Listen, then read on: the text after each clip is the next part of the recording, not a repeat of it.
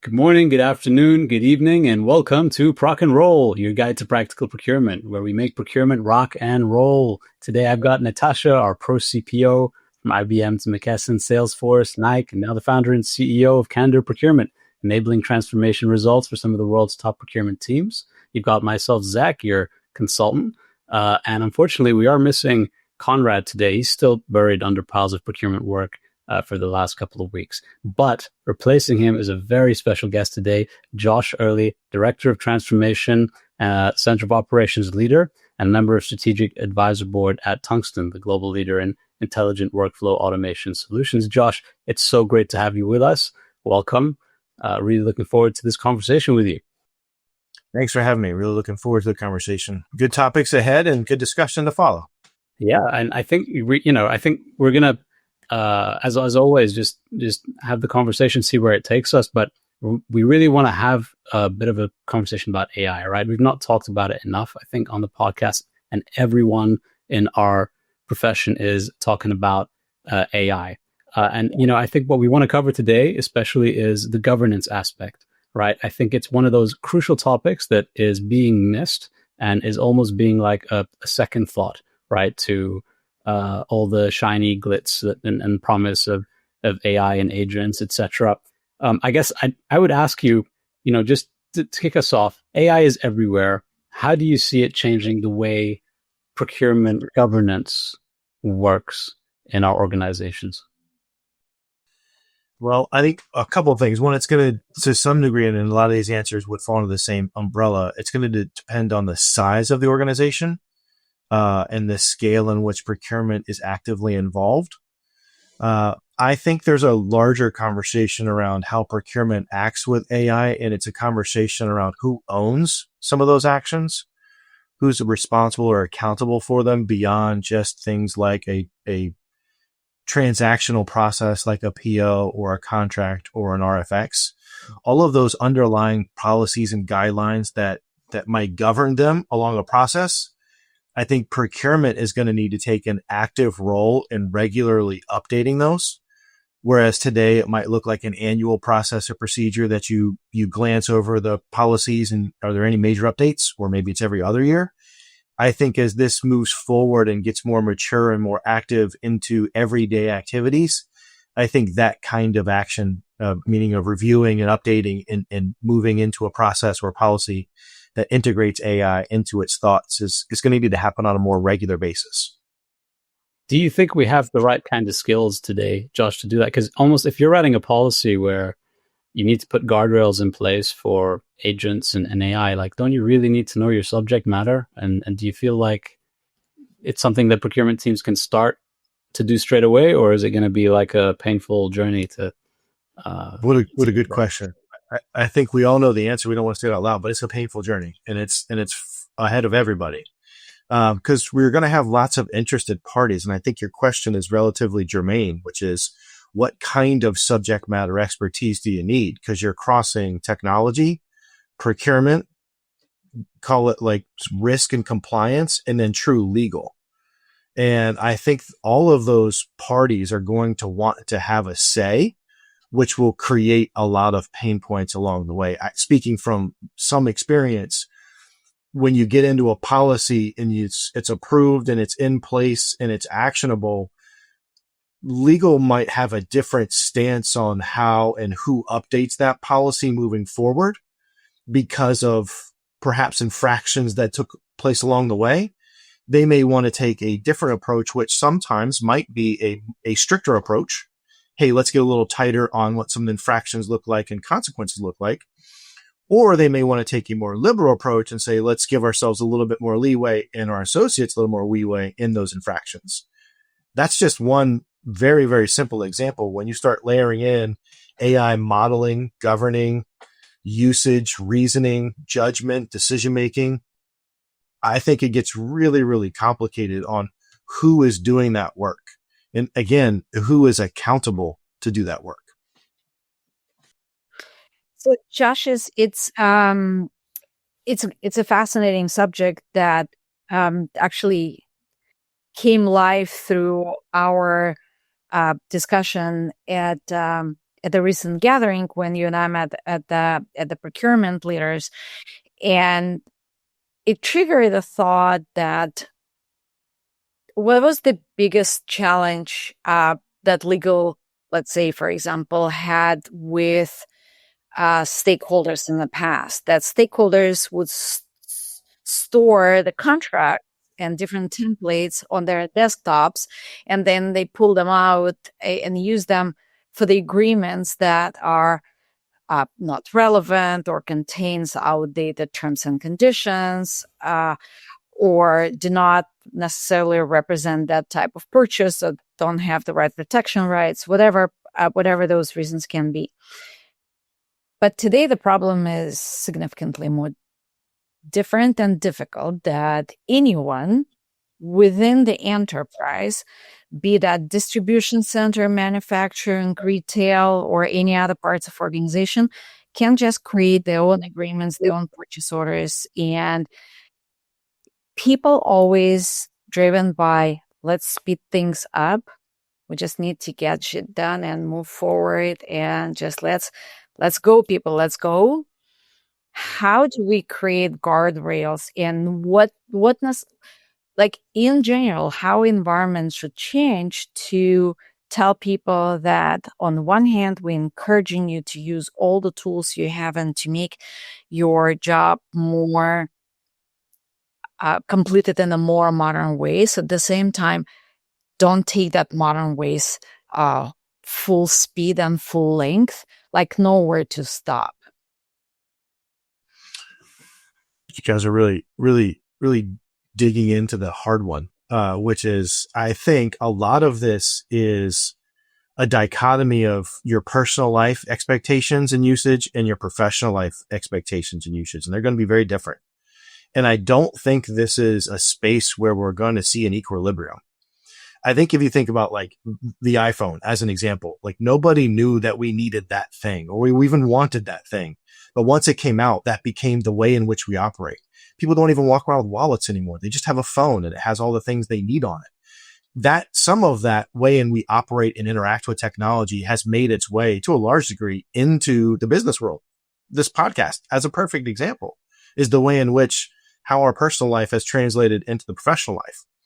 I think your question, Natasha, is really great because I don't think you're going to see that in the professional world and how we interact with AI. I could literally build an agent on my phone right now. It might take me a few hours, but I could do it. And it would cost me very little money, $50 or less, maybe even $30 or less these days. I can't go do that in the professional world because what I'm creating on my phone is for me. When I'm creating the professional world is for a business. And there are rules and there are governance and there are policies and there are restrictions around what you can and can't do. And what that will create and is creating, I think already, is a lot of friction between associates that are coming into work with an expectation of what AI can do versus what they're being allowed to do or permitted to do. I think the other part of your question is just because you can doesn't mean you should. And that's another hard one. Because again, in my personal life, I can just go do it. I might have to ask somebody like my wife's opinion, but either way, I could go do it. I can't go do that, or maybe I shouldn't go do that. The example that I think, knowing that, we know that people still will, right? So let's, and I don't know, maybe it's a very primitive parallel, but let me make it nevertheless, and correct me if you have a better example. Corporate cards. People know that they should not be putting personal expenses on them, but they still do. Or people know that in the environment where they're supposed to put all business-related expenses on corporate credit card, they put it on a personal card. So how do we fix that?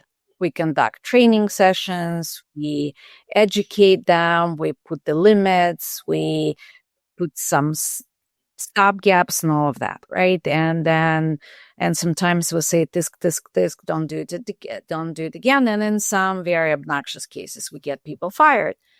So we already learned those lessons. How can we take them and translate them into current environment that represents maybe significantly deeper problem that can also have faster and greater consequences.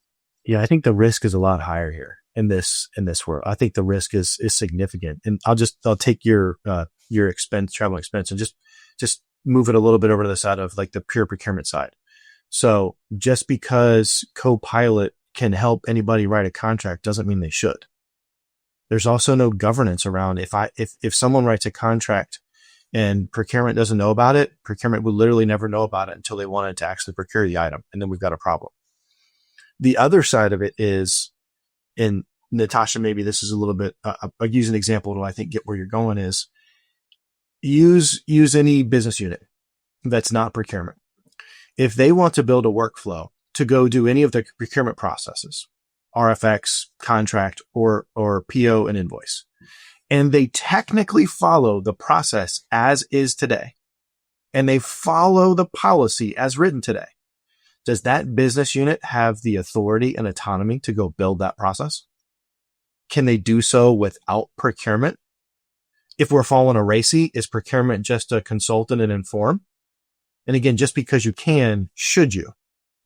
And I think which will not likely be a highly positive opinion, is we're going to have to get to the end result of what you just mentioned, where in the extreme cases we let some folks go. You're going to have to get there faster because the risk is going to be much higher. The tolerance at the corporate level for that kind of exposure is going to be significant, and you're going to want to find ways to quell that fast.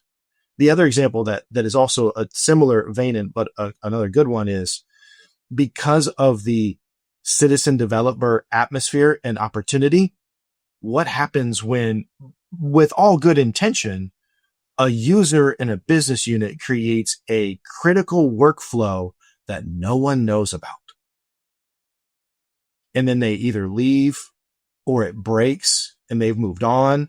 But now whatever business is being done on a daily basis or whenever it needs to happen can no longer be done because we allowed users to build critical workflows without governance and process. That's dangerous. It's really dangerous. How do we get ahead of that then, Josh? Because I think what you're saying is 100% true. There's so much risk along this. So one is the risk of someone doing something they're not authorized to do. One is, like you said, the risk of developing a workflow, not getting it documented. Nobody knows how it works. There's risks that are related to things like hallucination and bias and AI making stuff up, even though you're giving it a template. What's the starting point then for, let's say, procurement to set up the right governance? Is it as simple as, hey, I need to get together with legal, with finance, and risk? Who are all the functions that you would bring into that conversation? And what would the agenda be for the first meeting, right? Is what I'm trying to think. For sure, there'll be, I don't know if what do you I think it's really small to start. It's legal and it's technology. It's really small. I just think, I don't think, and again, all the best intent of alignment and consensus, I just don't think this is a place where you're going to get there. You're going to have to come in with a perspective and a policy that needs to be maybe bottoms up built, but top down delivered. It's not going to work if it's a grassroots effort. It's just not. So I think that conversation looks like, from a legal, you've got all kinds of information between associate, private information, PII. You've got HIPAA. If you're ever going to go down that path, if you're a business that has consumer information, that's a whole nother separate set of issues. And then you've got just general confidentiality and whatever legal's perspective of what's confidential and what's not. I think you've got that side, and then you've got the technology side, which is, so legal is what's our perspective on these things. Legal is, or technology is, what are our current capabilities and what are we willing to engage in? And then how does legal play back with that from a procurement perspective? I think listen, I've been intentionally in my role relatively slow on purpose to put these kinds of things out into the ecosystem. Not because I don't believe in them, not because I'm not all in, I'm all in. It's because I needed alignment and I needed some perspective on where the entry point could be and then where we go from there. And what that means is what's the framework that we're agreeing to? Who's going to agree on models? What's the checkpoint for models? What's the technology we're using? What's the technology we're not using? In legal, how much do you want to be involved in the conversation around modeling, around outputs, around human interventions or inputs? What about use cases? Because like I'm guessing there might be some lower risk type use cases where you can deploy AI and maybe some higher risk ones. So things like writing a contract, even though AI is just perfectly primed, generative AI is perfectly primed for things like contract writing, right? It's dealing with lots of language and stuff. And there's tons of startups and stuff in the space now. That is a high risk, thing to be outsourcing to, in a high risk use case, right? Maybe sourcing is a little bit lower risk because it's basically you're telling an agent to go online and search for potential suppliers and do an evaluation, but you're not really making a decision. There's a lot of trash in that response, though. There's a lot of trash in that response, right? True. You're looking to RFX a category or set of categories. It's going to pull in way more than you. Again, like basics of sourcing, you all know better than me. You don't need to RFX 100 suppliers for two things. But that's what an AI tool might generate because it's scouring an ecosystem greater than you could possibly imagine. And I just use Natasha, formerly working at Nike. Just because Nike sells apparel doesn't mean I need to include them in an RFX for shoes that I'm going to sell. Like, as a simple example, silly, but that's what it would likely return. Yeah, and I think the use case is procurement, right? Like it's not death by 1,000 cuts of use cases. Pick one. Josh, go. Let me take you with me on a very dangerous path. Oh, I love it. Let's go. Yeah. Let me take you inside of my head. It's 5 o'clock where Zach is, or something like that. So he is welcome to have a drink along the journey. But I am just thinking it like real time. I can't say that I was thinking about it in the past. And everyone who worked with me in the past know that I am very free spirit, and I learned the rules so I know how to break them. And now I'm going to propose something that, not propose, but I'm just thinking. So think with me. Knowing that people will start utilizing technology in a controlled and uncontrolled way, and knowing that it's coming, and it's not a train that can be stopped. Like, this car will not run out of fuel. The hope that maybe someone will run out of money to pay for this quick competition. Like, if someone's having those thoughts, like, put them to rest. This machine is not stoppable. What if CTOs make decision that we're going to buy a platform that gives everyone in the company opportunities to create their own agents? Procurement for procurement, finance for finance, tech for tech, legal for legal, HR for HR, product design for product design, and so forth. And we're going to inform everyone is that here's one platform for you all. Build whatever you need to run the business. But we have 100% visibility real time to what you're building and when you're building. And if we see that you're building something you're not supposed to be building, like, hey, procurement, you're not supposed to build product design, and you're not supposed to design your own hoodie and start selling it on the black market, right? While putting Nike logo on it. Or anything of that nature. So what if enterprises upfront provide the platform? Here's your sandbox. Go ahead and play in it.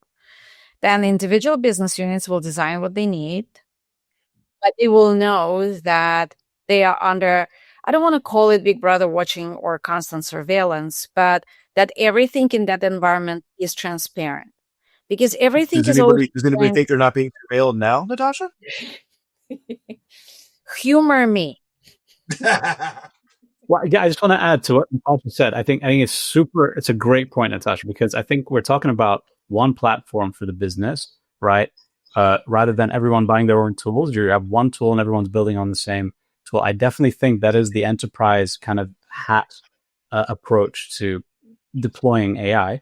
And procurement should be the people who help you choose that platform across the whole business, right? So maybe we should be getting good at doing exactly that, going through the business and saying, help us help you decide how we deploy AI across the whole business, right? And not end up in silos and, a lot of licenses and things not joining up. And yeah. At one, I think the only, it's a good example. Let's talk about reality and how that fits in. Any company identifying one system to run all this on, I'm not sure that I believe we can get there. It's possible if we believe that there is a solution out there that is capable, which I think is a different conversation. We don't have to get there. I'll pick up for Conrad for not being here and say that is still going to be a problem. I won't go down that pedestal. I'm sure he'll pick it up on the next podcast. The only advantage you might have in that instance is you at least got data consolidated to one system, assuming that it all is living in the same ecosystem. I think you have you might create a different problem that feels a lot like today with the best intent of it not, which is it's going to look and feel a lot like a best of breed SaaS solution. That's again, another reason why I've been cautious about like legitimately getting into the space and putting something out there, because if you have that environment where you give folks a platform, which those platforms exist today, there's lots of providers out there that will allow users to Microsoft, ServiceNow, even the big enterprise ones, right? Yeah. Lots of them, right? Lots of medium ones that are trying to figure out how to essentially punch up to the Microsoft world. I mean, heck, OpenAI putting out like open code for building workflows. Like the world is going to be just really different of your vendor base, really different.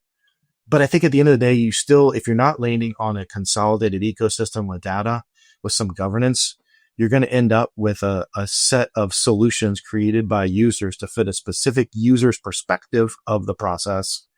And how you can, Natasha, I would only ask, how do you connect them all together? We can't do it today.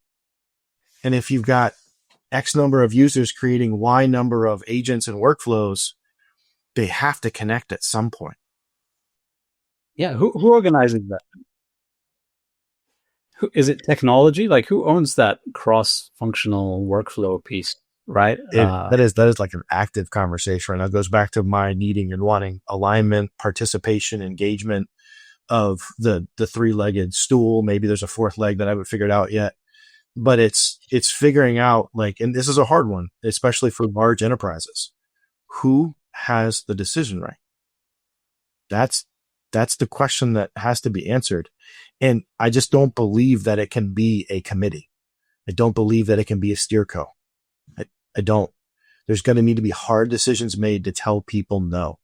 And not everybody really loves to do that often.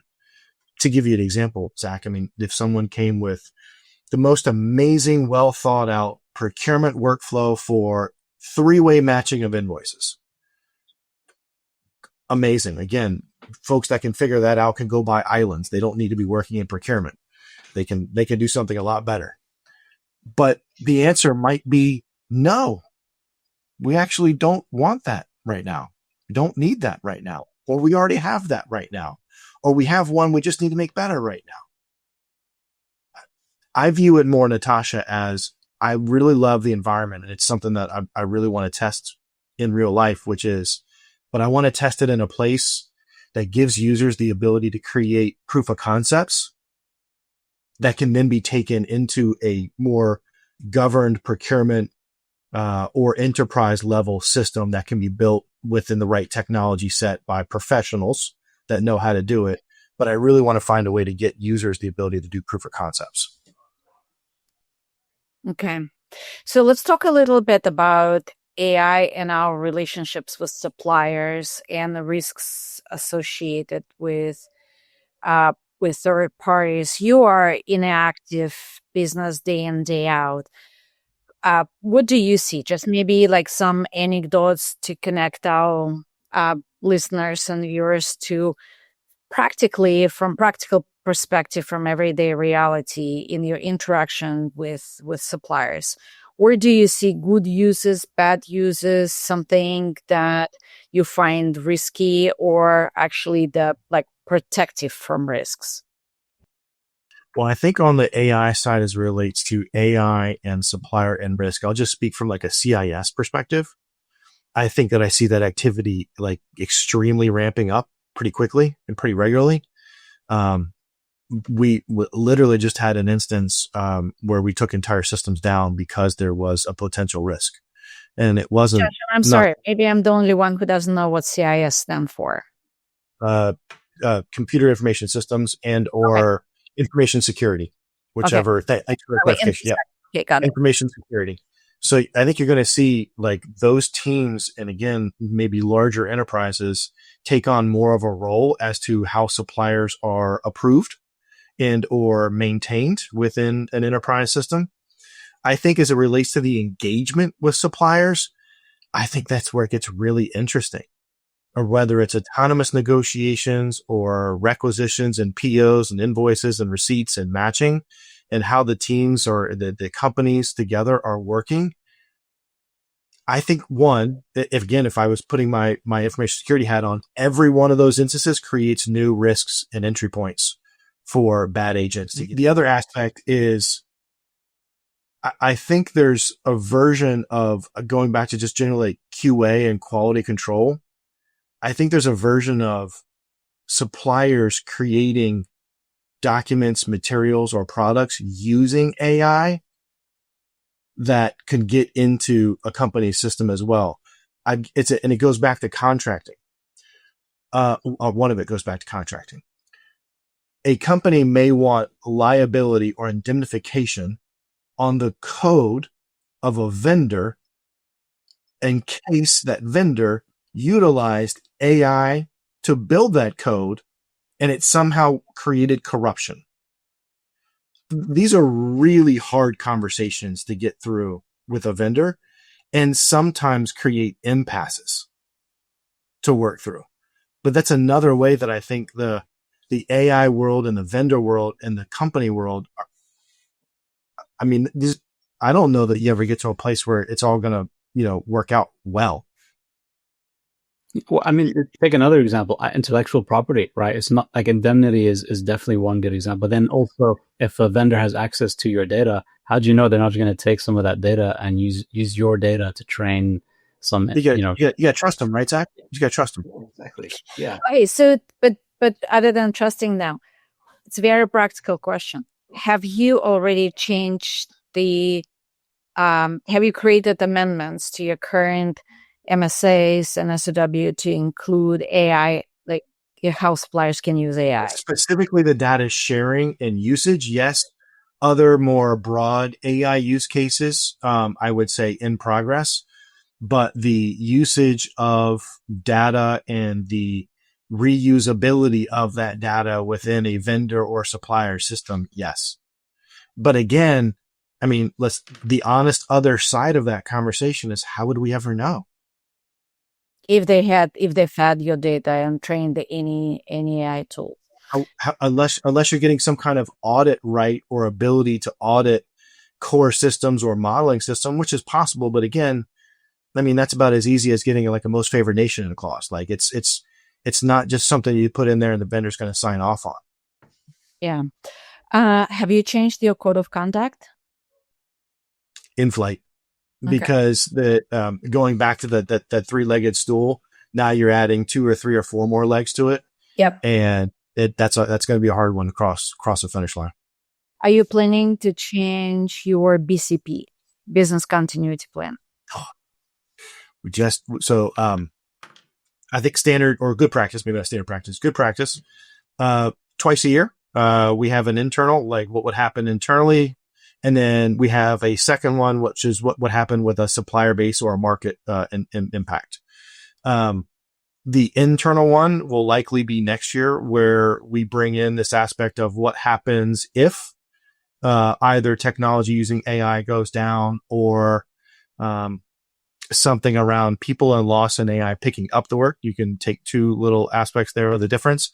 The supplier one is likely to, my guess at this time, predicting out approximately 6 months, it's probably going to be some kind of full data breach, would be my guess. I'm loving this. I'm making a list of like some of the things practical things that procurement teams need to be on the lookout for. So we mentioned indemnity, we mentioned intellectual property, audit rights, making sure you have audit rights in your contracts. You can go and audit what the supplier's been doing with your data, especially if they're got agents running. I would add as well things like explainability, which I've come across as well as a key thing. So if an AI is making decisions, however small, you need to make sure that it can explain those decisions. And AI is pretty good at doing that. Like, it's pretty good at giving you a little blurb saying like, here's my reasoning process. But you got to make sure you actually build that in, right? So that you can go back. And I think we should just build on this list and add to it and maybe, create a checklist. I also want to touch on RFPs. So Conrad is, out of three of us, is the staunchest anti-RFPer. I don't think I'm very far behind him. Zach is more tolerant, but between the three of us, we pretty much we very, very active anti-RFPers. So how do you think, or maybe you already various aspects of AI are implemented in your competitive process? If you can share some of the best practices that you arrived to, but also some of the concerns, if you see how reliance on AI may lead to the wrong decisions. The reliance on AI is going to lead to the wrong RFP, and will give you the wrong information to make a decision on, for sure. I'm going to sit outside the current procurement person's box and say not a huge fan of how we currently do them. I think they are exercises in checking a box and futility. And many times we run RFPs when we should be running RFQs. That is also feels like it's a lost art of being able to properly utilize the templates and tools available to us. Just my opinion, maybe not shared by many currently working in the field. You're becoming our new favorite person. I mean, I give you an example. There is a current RFP being developed that has perhaps 150 questions. Oh my God! Those 150 questions. Yeah. Listen, we'll send it to you just for fun. Suppliers are going to love it, by the way. You're going to be their favorite. But here's the thing. It's good. This all comes together. Do I believe that a supplier of some sort is going to use AI to answer those questions? 1,000%. Do I believe that they're going to QA those answers? Not a chance. Because it's 150 questions. So it's either going to be good enough or not. I think we talk a lot about getting to outcomes driven or KPI driven or whatever version of that conversation or metaphor is good enough for you. We have not made the shift in the way in which we operate to operate the upfront starting questions in an RFX of any kind to be led in the same way. Do I need 150 questions to know what within the vendor base is who we should talk to or have a follow-up conversation on or have in-person negotiations or presentations? No, I don't. I don't need a market scan of the global market scan when I already understand the constraints that might be in front of me of how we might approach them, which has nothing to do with the market, by the way. It has everything to do with the company you work for. I don't know. I didn't answer your question, Natasha. I see a lot of folks right now utilizing their personal GPTs of any sort to then bring into the business world because they're not able to do that in a lot of ways. And then they will massage it in a way that is executable. There's a lot in that one very simple conversation and execution. Most of it's not great.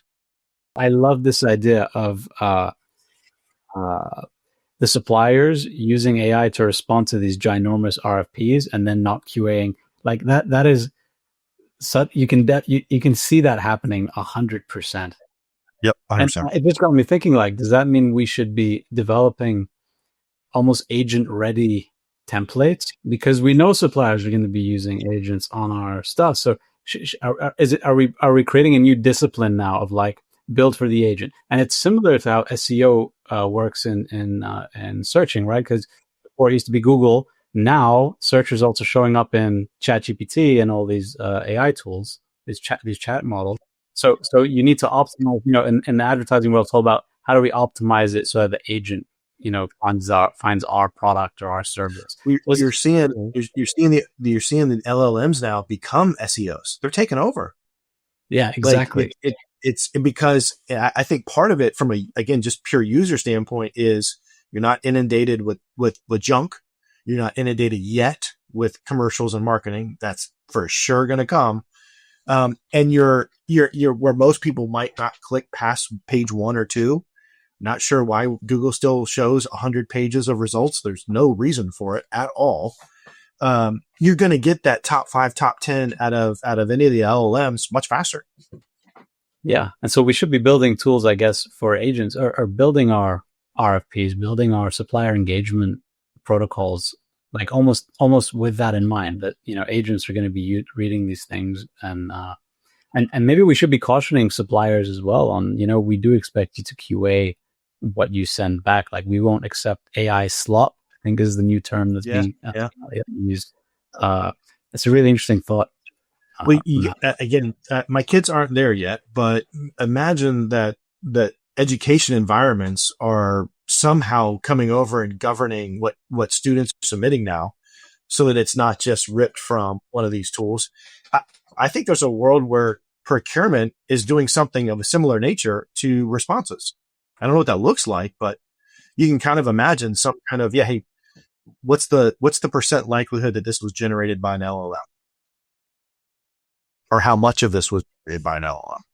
And can you differentiate using an LLM? Like I think if everyone starts using LLMs and they're all backed by these same base models, like OpenAI, Anthropic, they're all going to start to sound the same. Like even if you prompt it differently, it sounds the same. And it's almost like I would caution that, there might be this explosion of using models to accelerate RFP processes and stuff.